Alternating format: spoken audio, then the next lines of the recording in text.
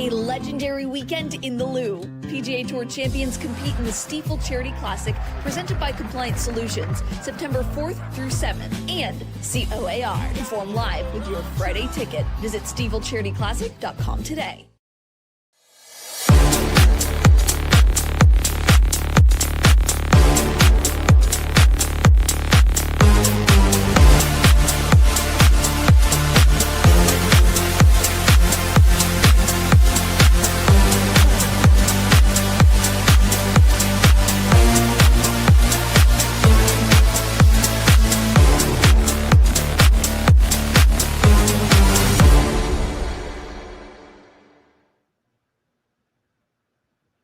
What is up, guys? Welcome into the Cards Central Postgame show on STL Sports Central. I'm your host, Ethan Hannaford. Chris Pelikan joining me tonight. Cardinals 2-1 winners over the A's. Listen, I'm telling you, it's going to happen tonight. When I call them Oakland, you just yell at me in the chat. Just do your thing. Just spam it up in the chat. You guys are always so good in our comments section, and we want to hear your thoughts on tonight's win. But if I happen to refer to them as the Oakland A's, just call me out on it every single time that I do it. As mentioned, being joined tonight by Chris Pelikan. Chris, nothing crazy about it. You got the offense that you needed. It wasn't groundbreaking, but Ivan Herrera's bat continues to respond well after it felt like was a quiet stretch from him at one point. And Mikolas looked pretty good tonight, and the Cardinals put together a relatively complete 2-1 win. Yeah, and it's hard, obviously, Ethan, for people to get real excited. The comment section is maybe not as enthralled as you and I might be over a very well played game, right? I mean, this thing was over in 2 hours. Fairly sound defensively. Nathan Church makes an error in right field that allows a double to turn into a triple. He gets picked off the next inning, which was created they had runners on first and third, one out. All of a sudden, Church gets picked off. So, maybe not the best fundamental game for Nathan Church, but all in all, like a pretty solid game. Luis Severino looked a lot like the guy who finished third in the Cy Young voting a few years back for the Yankees tonight. And Miles Mikolas did what is such a vintage Miles Mikolas game. No strikeouts, but he cruises through 6 innings. The trouble was pretty limited to early in the game. A's only ended up with 5 hits in this thing. So, and again, we sit here and early in the year, you and I talked a lot about the runway season and, oh boy, are they surpassing expectations? And, as it is the case with baseball, a lot of times you sort of are what your statistics say you're going to be. And the Cardinals look like they're going to finish pretty much like most of us thought they would this year, pretty significantly out of the playoff hunt. Maybe they're sniffing 500 right now. They're 2 games below. Again, early in the year, you and I would get excited about a Miles Mikolas start like this because you know what? Maybe that means they can flip him at the deadline. Well, we're past all of that at this point in time. Now we are, very much so playing out the string in this thing. And so, hey, great to get a decent win. Good to get a clean played win. There was a comment earlier that the Cardinals don't play with any heart at this point in time. And you know what? I mean, when there's 12,000 people watching, you're playing a team that has a worse record than you. There is a lot of reasons to not give a, what about this game. And in the end, I don't know that there's going to be a lot more clean played, better pitched, timely hitting games than what we saw tonight around baseball. So, take it for what it's worth. It's not an impactful win, but we didn't learn anything important about this team tonight. But it was nice to see Mikolas throw 6 good innings. It was nice to see Matt Swanson throw 2 really, really solid innings. And then JoJo looked really good. And again, we can chat about this moving forward. I don't know that JoJo Romero needs to be the guy who you're identifying as your closer in 26, but tonight, I mean, he went through a tough stretch of the Oakland lineup and kind of sliced them up pretty easily. So, a really nice night for JoJo. And, again, a lot of good things to go around in this one, but again, what are we going to say? Are we gleaning, a ton about this team moving forward when it's going to matter again? I will say no to that, but you know what? A win's a win, and you got to be happy about it. A couple of comments here in our comment section. First off, this is fake news. Ethan did not get a haircut. How about this? I got one tonight. Hey, right tonight? Tonight. Breaking news. Breaking news in the chat. This is what we provide here at STL Sports Central. And then early candidate for it looks good. Looks sharp, my man. Early candidate for a comment of the night right here. Can we make Miles wear a set of VR glasses so he thinks he's pitching every game at Busch Stadium? And if you're not familiar, if you turned on your first Cardinals game of the season tonight, first off, I'm sorry. Actually, you know what? I'm not sorry. Bad time to do that. Yeah, exactly. Here's what he's talking about is the splits between Miles Mikolas at home compared to on the road. And it's like he's an entirely different pitcher, Chris. At home this year, a 3.4 ERA, a 4-4 record, and his 76 innings thrown. He's allowed 29 earned runs. He's struck out 45. Opponents have a 227 batting average against him. On the road, a 3-6 record with a 6.79 ERA in his 13 starts. Thrown 60 innings, allowing 45 earned runs in that time, and opponents are batting 327 against him. I mean, quite literally, two different pitchers for Miles Mikolas, right, when he is throwing at home compared to on the road. Yeah, you wouldn't. I mean, and I think we all know at this point in time that Busch Stadium is more of a pitcher's ballpark. It does favor, just statistically, pitchers over hitters, generally speaking. Not to nearly that degree, though. Sure. And I don't, I mean, it's a great point. It happened earlier. Mikolas came out of the gate and pitched fairly well his first few times out, and then goes up to Boston in that early season game and gets completely shellacked in that thing. It's weird. You wouldn't figure that a guy, closer to 40 than 30, who's got as many skins on the wall as Miles Mikolas, as much time in the bigs as he does, would get spooked by being away from home. But it's the nature of the game, and there's not a lot to say about it. We've got 3.5 weeks left in the season at this point in time. So Miles Mikolas will probably make 3 or 4 more starts. And then I assume that you and I will never say the name Miles Mikolas ever again, unless we're talking about, some element of interesting, fiction or trivia about a guy who, had some good moments, had some bad moments. And again, I mean, Miles Mikolas, a great Cardinal, I guess we could say, but I mean, again, this is you just can't help but feel like we're playing out the string on this stuff. And so I'd rather he go out on a good note, but again, will it be surprising if the next time he goes out, we get 3 innings and 9 earned runs? I mean, it just isn't, nothing would be surprising with Miles Mikolas at this point in time. The last thing I'll say about Miles Mikolas tonight, and maybe people get mad at me for this because yes, I know he's making nearly $20 million. And the expectation should be higher for a guy making that much money than it has been here these last couple of years for Miles Mikolas. But, that's in large part on John Mozeliak as much as, you get mad at Miles Mikolas for that. It's just as much on giving a bad contract than it is as the player that's underperforming what he was given. Miles Mikolas has a 4.89 ERA now on the season. He's probably going to get another start or two to wrap up his tenure in St. Louis. And if he has another decent outing or two, if Miles Mikolas ended up with an ERA sub 4.75, would you look at that compared to what the expectation was at the beginning of the season and say, okay, it's right around what I thought it was. Was it great? No, but was it number 5-esque? Sure. Is that fair? Yeah, absolutely it is. And again, before the season started, what you and I were doing, and a lot of the the talking heads about the Cardinals were saying things like, well, for this year to be good, we got to see more than what we think we're going to see from darn near everyone, right? And Miles Mikolas being one of them. And at one point in time, there was a stretch where he looked like he was a guy who would have some interest at the trade deadline. He was a sub 4 ERA guy for a while. And then, what we really knew Miles Mikolas to be sort of came back out in the second half of the season. But I mean, if you ask, if he finishes with a 4.5 ERA or a 4.7 ERA, whatever it ends up being, am I going to sit here and say huge underachievement for Miles Mikolas? Absolutely not. Because again, I mean, I think if we were being real about what Miles Mikolas's true prognostications were this year, I would have to believe that a 4.7 ERA was right in that ballpark. So again, it just was so uneven with him. That was the problem, and sometimes it was great. Sometimes it was terrible. And, I guess maybe if we're sitting here nitpicking, you say, boy, if he could have just been a 5-inning, 3-run guy most of the year, a 5-inning, 4-run guy, you just would have felt a little bit better about what you were getting from him. But You had nights like tonight where he goes 6 and, I think it was, he goes 75 pitches or some insanely small amount of pitches he threw tonight.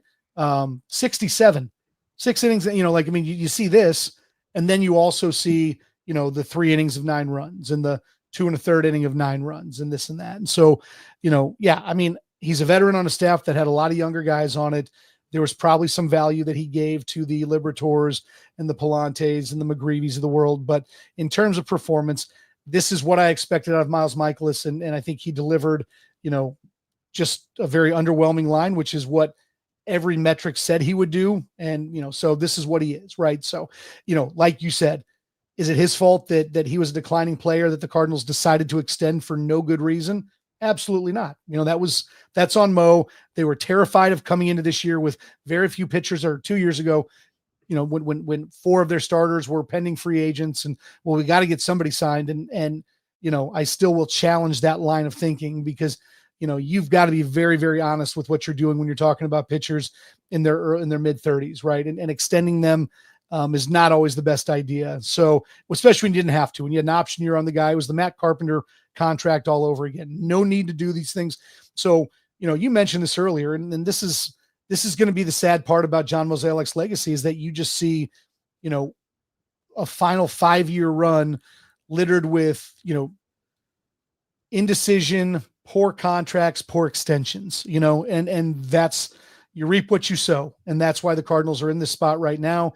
And that's why we keep hearing these rumblings internally that this team is headed for a long rebuild, which, you and I can chat about that at a different point, but I would hope that that's not the case, because I do think that there's ways to get around this thing and to get back into contention sooner than later. And I would hope that Chaim Bloom and the DeWitts would be open to that. So, Chris, I don't know if I could have said it any better myself. He's Chris Pelikan. I'm Ethan Hannaford. The Cardinals 2-1 winners tonight over the Athletics, not the Oakland Athletics anymore. And as always, all of the content here on STL Sports Central is presented by DraftKings. The crown is yours. Listen, Missouri, it's time to get ready. The wait is almost over. DraftKings Sportsbook, America's top-rated sportsbook app, is coming soon to the Show Me State, and you can sign up today. New Missouri customers can get $300 in bonus bets when we launch on December 1st. Download now and place a $5 bet when we go live. DraftKings Sportsbook brings everything you need to elevate your game day, including live in-game betting, lightning-fast payouts, and endless ways to get in on the action, all right from your phone. And when we officially go live in Missouri, you'll be betting with the Sportsbook app trusted by millions. Safe, secure, and as fast money withdrawals. Download the DraftKings Sportsbook app now and use code STL Sports to grab $300 in bonus bets with just a $5 bet when we go live December 1st. That's code STL Sports in partnership with DraftKings Sportsbook. Gambling problem? Call 1-800-GAMBLER. 21 plus, physically present in Missouri. Eligibility restrictions apply. Bonus bets expire 7 days after issuance. Excludes customers who redeem pre-launch sign-up offers. Terms at sportsbook.draftkings.com/promos. That, my friend Chris Pelikan, is a tongue twister, but we got through it on a night in which the Cardinals did as well. 2-1 winners over the Athletics. You mentioned Miles Mikolas looking sharp tonight over 6 innings, just 67 pitches. And then Ivan Herrera, the lone piece of offense tonight for St. Louis, who's batting small sample size, just 7 games, batting over 360 with 3 home runs in that time. We saw him go through a little bit of a cooler stretch over the past, I don't know what you'd say, probably month. Yep. And Ivan Herrera's bat starting to get going again, an encouraging sign going in here to the remaining, 3-4 weeks of the season, when there still is things that you would like these guys to see. And I think Ivan Herrera being the one of those guys that you've seen a lot of encouraging signs from this year, if you could see him finish the season on a strong run, I think that'd be a really encouraging sign for Cardinals fans. Kind of similar to Matthew Liberatore, not as extreme in my opinion of a fall off. I wouldn't even call it a fall off. It's just been that back and forth adjustment of the big leagues, right? Of being able to stay in the big leagues, right? But I tell you what, how you view Ivan Herrera, if he finishes on a run similar to what he had earlier in the season, I think you view him even a tier above what you do now. Chris, your thoughts? Yeah, and you know what? I would tell you this, and maybe I'm just a little sore on what we saw in the second half of this season. But if I'm Chaim Bloom, I would tell you that at this point in time, you have contracts that you might not be able to deal with moving forward. The Nolan Arenado, Sonny Gray contracts, right? Like those guys might have to stay simply because, no one will take them or, they don't want to leave. Same with Wilson Contreras, obviously. So if we're talking about 26, it feels like those three guys are going to be around. From an offensive lineup standpoint, from just talking about the guys that we might see moving forward in the starting 9 in 2026, I'll be totally honest with you. At this point in time, I like Brendan Donovan and I like Ivan Herrera, and that's about it. I know Burleson's had a nice year, but I am at the point with this team where I would hope that Chaim Bloom would explore trades for all of these guys, these 26 to 28-year-old guys who have just, they got their runway this year. And what we saw was inconsistency out of most of them. And the Burleson one's a little bit different because I think Burleson is a good, consistent hitter. The problem that I have with him is that he's limited defensively, and I don't think he hits well enough to be, the outfielder with bad range or the first baseman who's not that great. So Herrera, I think, has the chance to be a special hitter. He shows great flashes, and I think nobody else on this team at that age shows anything remotely close to what Ivan Herrera is. Where you play him in the field, I don't know exactly. I think that they should have been running him in at first base. He didn't play a terrible outfield, but I think that you can do significantly better there. So in my mind, Ivan Herrera is a building block with this team. I think that we've seen enough.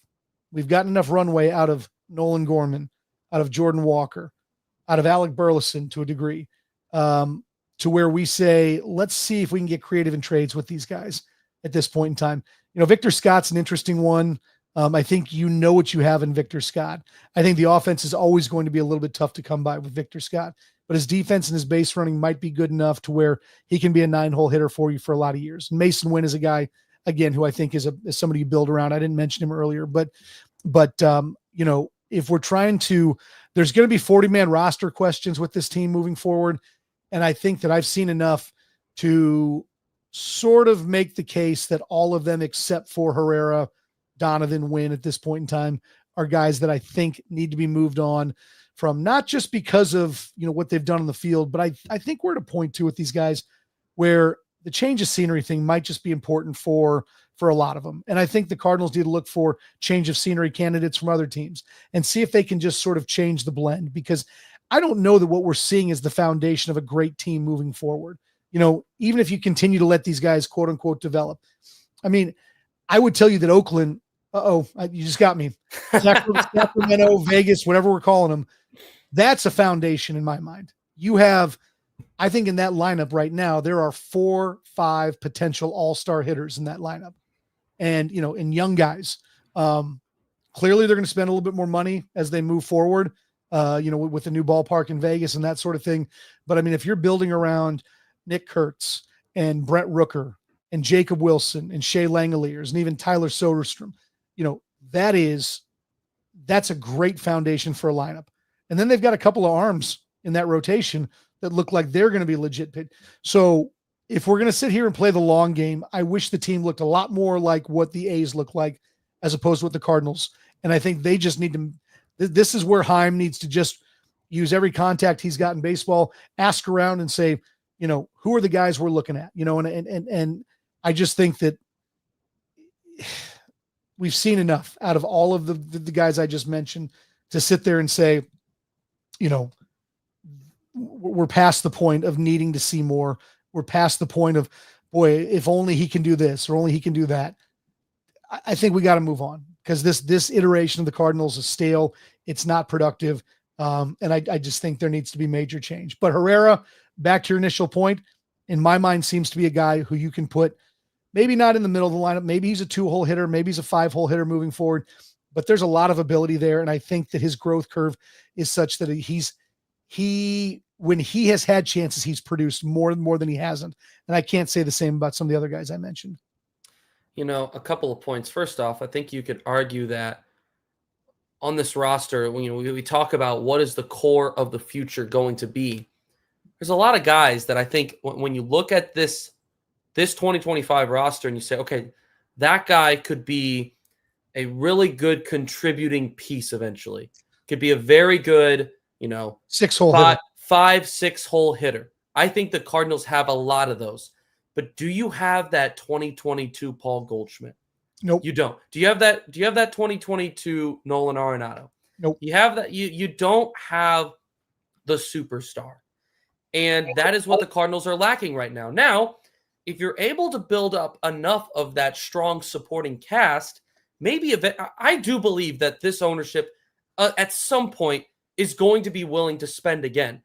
Their willingness to spend has never been the issue. It's that all of a sudden it was they need to spend to overcome lack of development of player development and bad decisions. Yes, exactly. The perfect blend when the Cardinals have been at their best is their ability to spend wisely and not be cheap, but also to not have to fully rely on the market because they've been really good at player development.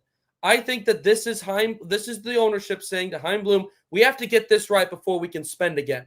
So if you can get that right blend of guys that are going to be able to contribute and to be that maybe the leadoff guy, maybe even the 2, the 5 through the 9, a strong core of pitching. And then you can also go out and sign that big name eventually. I don't think the Cardinals are against that necessarily. Now, would it be ideal if, JJ Weatherholt, Liam Doyle end up being closer to superstar than contributing piece? Absolutely, that would help because we know they're not going to be able to compete with the Dodgers, the Yankees, and give those $300 million contracts.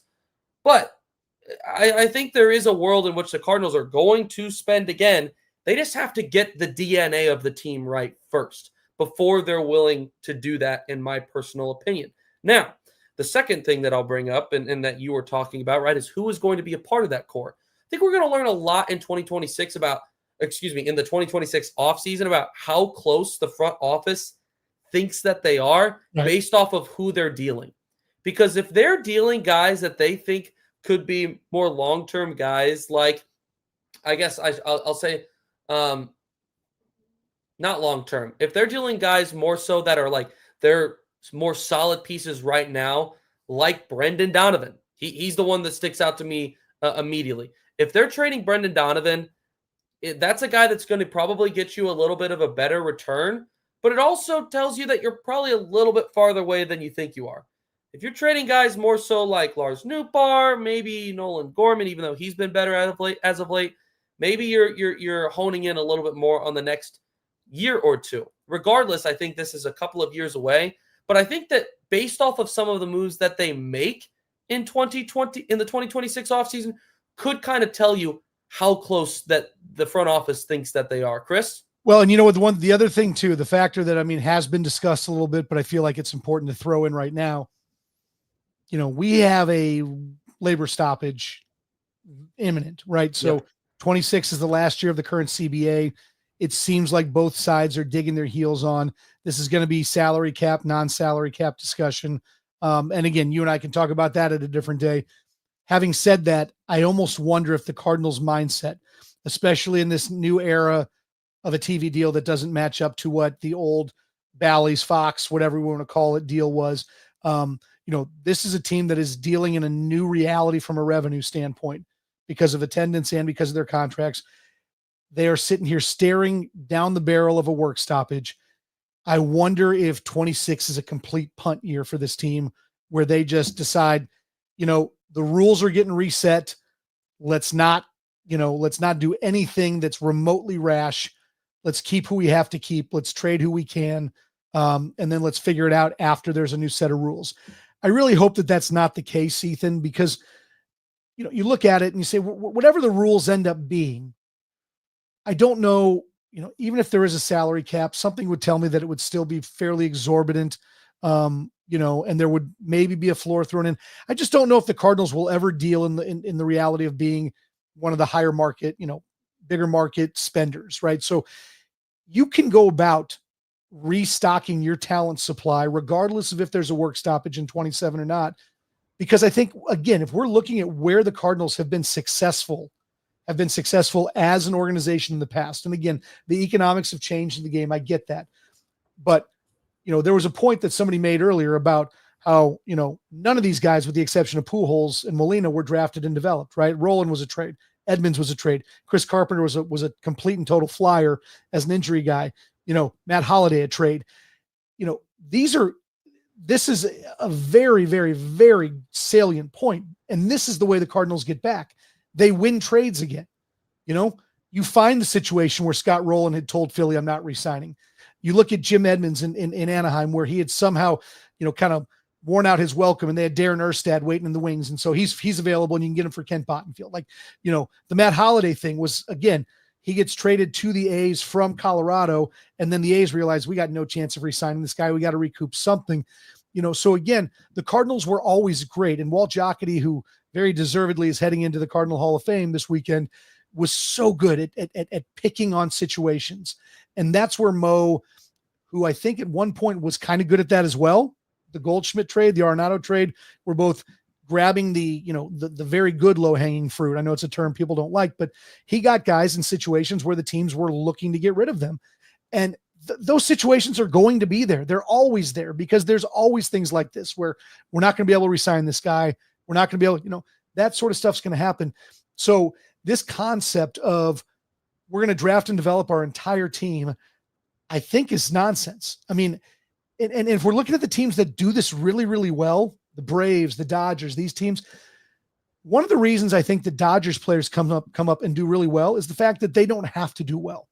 When you have an order that has Ohtani and Freddie Freeman and Mookie Betts in it, if you're Dalton rushing the rookie catcher, well, he can sit there and say I'm 0 for 10 and I don't care because we've won, all 4 of these games that I'm 0 for 10 in. It's a different deal when JJ Weatherholt comes up. Okay. Like every Cardinal fan is going to be expecting him to be, the next Joe Morgan. And that's not fair to JJ Weatherholt. Yeah. Right. I mean, you've said this and I couldn't agree more. They have to find real core players because all they have right now are good complementary players. And do I think Jordan Walker would be a better baseball player and a more productive player had he been hitting in a lineup that had, Bryce Harper in it right now? Or, I'm just throwing a name out. I 1000% think so. And the truth is, I think Jordan Walker will get traded. We can mention the Brant Brown comments today, but this feels like the fraying of a relationship is kind of happening right now with Jordan Walker. He might very well go somewhere else and be very good. Because it might click with Jordan Walker at some point in time. But if you would send him to LA, okay, and say, hey, you're playing right field for us every day, but you're hitting 9th. I mean, you might see Jordan Walker do what Andy Pajes has done out there, right? A guy who, with a little bit of, but I mean, this is a guy who, again, you didn't need anything out of him and you got it because you didn't need anything out of him. And so until the Cardinals figure out a way to find core players, and if your strategy is to try to get another Pujols where you find a guy in the 7th, in the 7th round or 10th round, or whenever he was drafted, and then he turns into one of the greatest right-handed hitters in the history of the game, sorry, ain't going to work. Good luck. So again, I completely concur with your point. And that's why in my mind, I mean, again, the truth is I would trade anybody at this point in time, because I think that you need to find a core from a pitching and a hitting standpoint. And then all of these other guys get better right off the bat because they are not the ones hitting in the middle of the order every day. They're the ones who are expected to, add a little bit of color and a little bit of value to the team, here and there. And it's again, why a guy like Reggie Sanders came to St. Louis and hit 25 home runs out of the 7 hole. And it was just the greatest thing ever. Now if he's your cleanup hitter hitting 25 home runs, it's not great. Edgar Renteria as a 6-hole hitter was an all-star every year, right? I mean, but when you're hitting around Edmonds, Rolling, Pujols, everybody was good. So, that is where Chaim Bloom needs to be looking. And I know that that's probably somewhat counter to what the plan really is, which is let's just sort of let this thing go for a little bit and see what happens. But again, I think there is a set way to do this in St. Louis. And right now the Cardinals are kind of doing the opposite. So I don't know. We'll have to see. But I am not overly confident that if the same iteration of the Cardinals comes back in 26, that we see anything different than what we're seeing now, which is pretty simply put, mediocrity. He is Chris Pelikan. I'm Ethan Hannaford, and this is the Cards Central Postgame Show following a 2-1 win for St. Louis over the Athletics. A reminder that Cards Central Postgame is brought to you in part by the Legal Buddy app. Live happens fast. 1 minute you're driving home, the next Flashing lights are in your rear view. When trouble knocks, answer with confidence. With the Legal Buddy app, you can connect to a local attorney in seconds, whether it's a DWI, car accident, criminal charge, or traffic ticket. Download the Legal Buddy app today at legalbuddyapp.com. Register and use code LEGAL, LEGAL, to enter for a chance to win a $250 Amazon gift card. Always on your side, that's the Legal Buddy app. As mentioned, he's Chris Pelikan. I'm Ethan Hannaford. 2-1 win for the Cardinals tonight to move within 2 games of the 500 mark. Let's go ahead and talk about the elephant in the room. Ali Marmol joins KMOX on the Gas House Gang every single Tuesday afternoon. I've been saying it for some time now. It is really good quality stuff to hear in long form the manager share his thoughts on the team and just what exactly is going on. And they do a really good job of asking him some questions there. Today, hitting coach Brant Brown joined, and the crew asked some different questions regarding Jordan Walker specifically. It felt like a good chunk of their time today was spent discussing Jordan Walker. And I think the biggest takeaway, and you can help me kind of summarize the thoughts on Jordan Walker and where exactly he is right now, is Brant Brown said along the lines of the area that they want to see him continue to grow in is his preparation and his ability to focus. And there was a much better description, right, of what Brant Brown said, but I felt like that was the biggest notable piece from it. Chris, anything to add? Yeah, no, I was going to say, here's the quote directly from. Okay, here we go. This is good. Yeah. Pulling this off of the STL Sports Central Twitter page, X page, excuse me, Oakland, Twitter. I'm just behind on everything. So here's the quote from Brant Brown. Quote, at some point in time, he's going to have to devote kind of more focus on preparation. This is not only looking at film on the starter, but also being able to come in and just the first day of a series, like just take a look at all the bullpen guys, just so we're not like, getting snuck up on when a guy comes in. So that's from Brant Brown. And again, I don't know that it gets much more critical than that. He didn't call him a SOB or anything terrible, but you know what? I think when you knock a player's preparation, you are more or less saying that the guy is not doing his job. And, it's been 3 years now that Cardinal fans have beaten up on management and coaching over Jordan Walker's inability to develop. And he clearly is a physical talent. There's no two ways about it. He tore up minor league pitching at every single level. There was reason that he was one of the top prospects, according to Baseball America and all the rating services. He's tools everywhere, does all the things that you want a baseball player to do.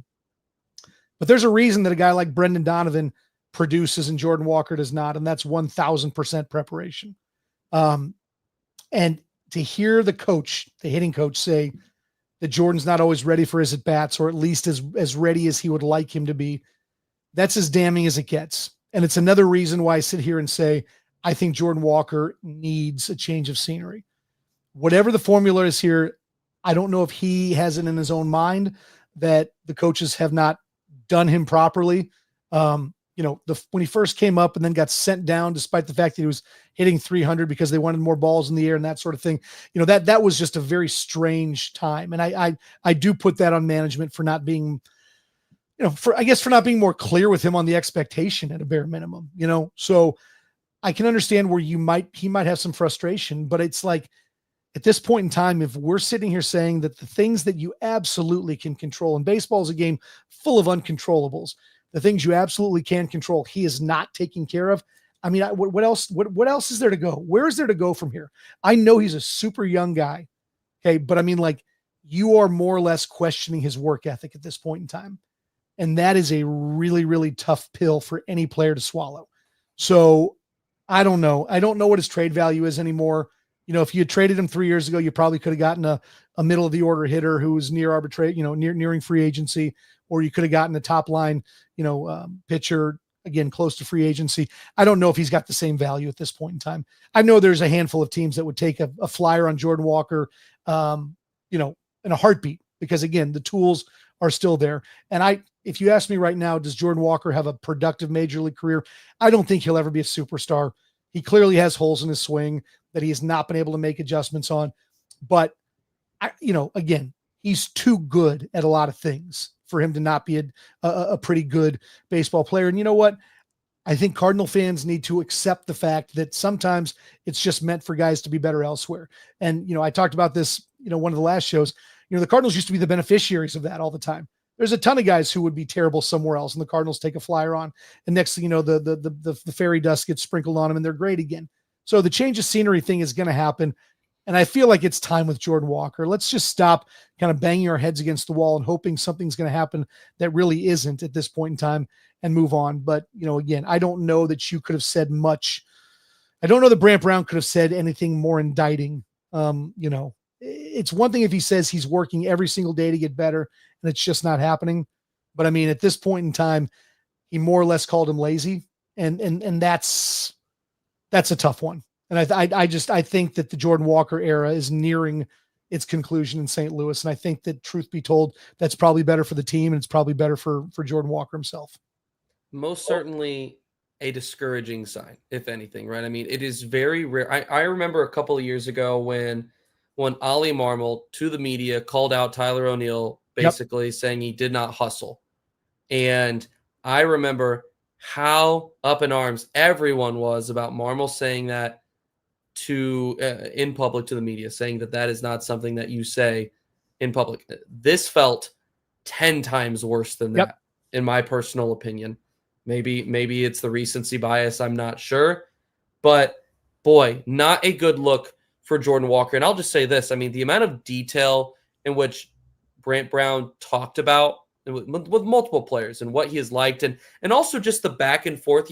There's so many things that we do not see that go on behind the scenes. And part of it being right is part of the battle is the coaching staff trying to say, hey, this is the direction you need to go.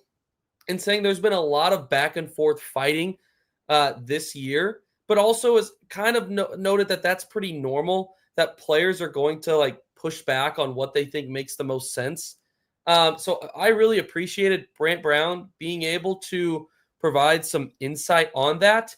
But at the same time, the comments made regarding Jordan Walker were very open and honest, and they were extremely discouraging when you look at what the expectation was for Walker. Was the number 4 prospect on MLB Pipeline at one point, the 2023 that he had, and his inability to be able to adjust to this level.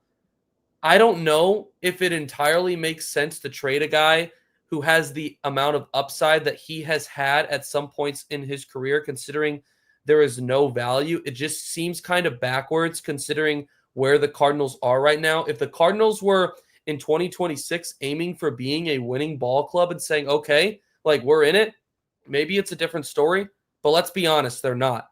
So if you're not, what is the purpose in trading a guy like Jordan Walker? That's where I'm at with him. But I will say this, we say these things about Jordan Walker and how discouraging they are. That's a low, I don't want to say it's a low blow, but that's a hard thing to hear about someone you expect so much out of. I will also say this, the Cardinals did not handle his development well by any means. How the time in which they brought him up, the back and forth to the minors at some points, it just felt very awkwardly handled. The very little time in the outfield, so many parts of his game, it felt like were not handled very well. A guy that was so young and came up so many, like I said, so many different pieces, just felt like they weren't correctly handled. So in my opinion, this is not a one side it has handled this well. It seems like, the early handling of him was not handled best by the Cardinals. And now it seems like he's not doing his part as well. I don't know if the answer at this point is trade him because there isn't any value, but I also do understand maybe it is just going to take a fresh scene. We did hear this from Ollie Marmol also today. He said he's nowhere close to giving up on Jordan Walker. So take that for what it's worth. But it feels like a really messy situation for how exactly the Cardinals go on in handling his future. I don't disagree with anything you just said, Ethan, but here is where this is what I have runway fatigue at this point in time. Okay. Like, I am tired of saying that guys deserve opportunities because of things that have been done in the minor leagues. This is baseball. Agreed. You have to produce. Okay. Jordan Walker has not produced at any consistent level at any point in time during his 3 years in St. Louis. And it's at some point, when do you just say enough's enough? And the truth is that Nolan Gorman had a really nice season at one point in time. And that seems like that was ages ago. And I'm ready to be done with Nolan Gorman because, again, for whatever reason, I have nightmares about Dylan Carlson crying about not getting an opportunity in St. Louis when he had 1,500 at bats here. What is an opportunity? These guys have all had excessive opportunities. Okay. And none of them have solidified themselves as high level. Mason Wynn should be out of this conversation because I couldn't be happy with how Mason Wynn's developed as a player. Like, take him out. He is a building block in my mind. He 1000% should be. Brendan Donovan's in the same boat, but again, he's a guy you got to make a decision on because he's got a contract. He'll be a free agent after next year. So you got to decide one way or another with Brendan Donovan. But I mean, the rest of these guys, there just has not been consistent production. And I don't understand what world Mo lives in where he's like, well, it's just about giving guys opportunity. No, the way you get playing time in baseball, the way that everyone has gotten playing time is baseball is that they come up and they produce. And when you produce, you get more chances. And when you continue to produce, you get more chances. And then when you prove that you produce consistently, okay, well, then a team's willing to live with you when you have a slump here and there, because those are going to happen. Okay. But this idea that guys deserve 500 at bats because they were ranked number 4 I think it's silly, and it just is not the way baseball should be played. And so again, I mean, I agree that you have to draft and develop your complementary players, and hopefully you hit your home runs every once in a while, like Albert Pujols. If you can spend, league minimum, if you can spend $800,000 on a guy as opposed to signing somebody who might be worse for $3 million, then yeah, that adds up and it makes sense. Okay. But until they have a team that has a real core, both pitching and hitting wise, what they're doing is silly. And this idea that, well, we don't know really what we have in these guys. Well, you know what? If you say that, then you don't have anything. They need to have people who come up and produce. You produce, you get more chances. If you don't, you go somewhere else, you go back down. Okay. And I just don't know many contending teams that sit there and say, you know what? Can you imagine the Dodgers? They've got a kid named Alex Freeland who's up playing a little bit of shortstop and second base because Hai-Song Kim is injured and Tommy Edmonds injured. I just can't fathom a team like the Dodgers saying, you know what? We're giving you second base this whole year, Freeland. He's a top 50 prospect. They would never do that. They just wouldn't. Well, they're all to be fair to that point specifically, and I haven't disagreed with anything you've said. In fact, I think is very well said. The difference is that the Dodgers are competing for a world championship, coming off a world championship. Yeah. The Cardinals are nowhere close to that. But I would tell you that even but then see, this is maybe my point, because what are we talking about? Where do we want this team to be if we don't want them to be competing for a World Series? And again, it just blows my mind that it is okay to fail because you have prospect pedigree. I just don't. I am, like I said, I am worn out on runway. It was a cool word at the beginning of the year, and now it's just like all we're watching is guys struggle and fail and prove that they're mediocre or average ball players. And maybe they flashed for a week, and then you're like, well, geez, I mean, look, the sky's the limit, right? And that's baseball is a game of consistency and consistent production. And so again, I just don't understand why this team this year, and again, I assume it was all financial at some point in time with this team, and maybe just say that next time. But this idea that people deserve chances in baseball, I'm past it. It's not how it works. You earn your chances and then you run with them or you don't. And the Cardinals have allowed guys, just because they liked what they did in Memphis and Springfield, to sit there and clutter up a lineup and be mediocre. And, again, it's a terrible mindset. I think it sets a bad precedent. And I think it's really important for this organization to change that mindset and start valuing production over prospect pedigree. Wow. Quite the rant from Chris Blood pressure's Pelikan. high. Hey, I get it. I get it. It's been a frustrating season. And I think that you make some really compelling points, some really compelling arguments. And here's the toughest part is I don't know if 2026 is going to be any different. No. And honestly, Ethan, I know you're probably dealing more in the world of reality than I am. Like what's going to happen versus what we believe should happen. And I'm speaking in lovely, lofty plaudits. I would 1,000, if I'm betting any amount of money right now, I would totally agree with your statement that we will see more of the same nonsense. And, we think Jordan deserves a different approach with a different coach something stupid like that. And, Jordan's too good of a talent for us to pass on. And again, I don't expect Ollie to say anything different, right? If you're Ollie, you have to have these guys backs. We're not giving up on anyone. These guys all, we see how they work and blah, blah, blah. That's what you're going to get. But I would 1,000% agree that more than likely we see a roster that is not vastly different than this year. And so again, when they finish, 75 and 80, 87 or whatever it ends up being next year and are fighting Pittsburgh for last place, then we can't be surprised. But, it has to be done differently. I don't know that I have faith that it will. And I don't want to be that guy who is cynical about all things DeWitt's and all things Cardinals, because the truth is that the DeWitt's run here has been incredible. And if you act like it hasn't, then you're not paying attention to reality. But the last few years have been insanely frustrating. And I get why people are mad about it.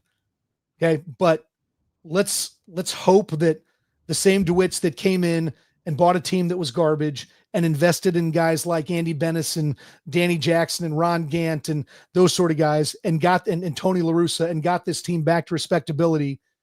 Let's hope those DeWitts see that whatever investment they make. And again, I don't expect the $300 million contracts, or I don't expect them to sign Kyle Tucker to a $500 million deal, although I would like that. I don't expect that, but they've got to go back to doing what they did, which is raiding other teams in bad situations and taking talent that way and not expecting your own system to create your entire team and not pushing guys just because they do come from your system. So I hope that's the case, but yes, to sum my thoughts up, Ethan, I think you are right. And I think 26 looks a lot like 25. If there's a reason to be optimistic, I would say, and I'll wrap with this. If there's a reason to be optimistic, it's because you have a guy in Chaim Bloom that is coming in who has an absolute mess on his hands. Let's be clear. It's getting left in very poor condition. But I think you're already starting to see the signs, encouraging signs coming from different pieces within the minor league system. Some of these guys coming up that have been encouraging pieces. I think that you have a guy that has done it before in multiple places. Everyone that Boston has now that is a fresh name was because of Chaim Bloom. Roman Anthony, exactly. All of the pieces like that led to the success of the Tampa Bay Rays. Chaim Bloom was a massive part of that. This is a guy that has done it before. He's already beginning to put his DNA, his fingerprint on the minor league system in this year as he has been the head of player development. There's a reason to be encouraged. It's because you have a guy that even in the role he's in this year is starting to make a small impact. And I expect for him to come in and take the reins and make it very clear that he is in charge come the 2026 offseason. Does it mean that you're going to have major splashes on the 2026 roster? You're going to see big additions? No, but I think that you're going to see continued production in the minor league system as it continues to make good strides, getting back to being what they were for a very long time. And that was a top 5, more so top 3 farm system in Major League Baseball. I think there's a world in which they can get back to that with Chaim Bloom at the helm. Well, and I hope you're right. And I am bullish on Chaim Bloom, the executive. I wonder if he's shackled here, if there's, if he's told he can't do this or that by ownership. I don't know if that'll be the case, but boy, I struggle to see how the DeWitts can't recognize that if they put out a better product next year that fans will come back. The fans are not so angry at this point in time that they won't come back for an improved team that has a chance to win something. And you don't have to spend a ton of money to get that. There are a lot of guys out there who are entering arbitration or deep into arbitration who teams will not want to keep. The question is, are you willing to trade anyone on your roster to get these guys and change up the look? And I hope that the DeWitts authorize that. I hope that Chaim Bloom has the courage to go out and take some chances, because I think that if this team has a robust offseason in some way, shape, or form, makes a handful of trades, adds a few, smart free agents, guys on 1-year deals and that sort of thing to supplement the roster, people will come back. I made the argument that had the team made 2 trades of some level of significance in the offseason, they would have had 10,000 more fans at the game for the first half of the season. If people would have bought into the vision, but what Cardinal fans who probably follow off seasons more than any other fan base saw was a team that seemed to have given up. And so they gave up. So I really do believe that if they go and find a couple of, like I said, ARB2 guys who are, good players coming out, just aren't going to sign with the teams, and they trade Nolan Gorman to get this guy, or that people can get behind that. They just couldn't get behind the runway stuff. Was a marketing point that failed miserably because everybody in this town saw what most of these guys were.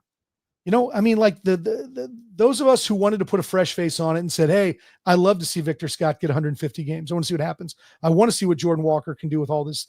And honestly, it almost felt like that was, it was Stockholm syndrome at that point in time. We've been taken hostage by this crap baseball, and we're going to try to put the best face forward on it. And I really tend to believe that if they have an active, maybe not even a good off season, but an active one, that people in this town can get excited about that. So, runway, not a good plan. Reshaping, retooling, refreshing. That should be the plan. And let Chaim Bloom do what Chaim Bloom does best, which is evaluate talent and go make some deals to try to bring some in. Well, I can tell you one thing. After a Miles Mikolas start and a 2-1 win over the Athletics, I did not expect to go 53 minutes tonight with you, Chris Pelikan, but that's exactly what we did. And the chat, you guys were excellent, as you always are. If you are joining and you've been able to hear some of the conversation, you like what you're hearing, be sure to like and subscribe. That way you can get the notifications anytime that we are going live. And we go live plenty here at STL Sports Central, Monday through Friday, weekdays at 10 o'clock, the Randy Carricker Show, Cards Central 365, every single day. Every single post game is covered right here on STL Sports Central, whether it be the St. Louis Cardinals. The Blues are just a couple of months from getting underway. College football is here. We have just added an Illinois football show. The Tigers got the freaking KU Jayhawks this weekend.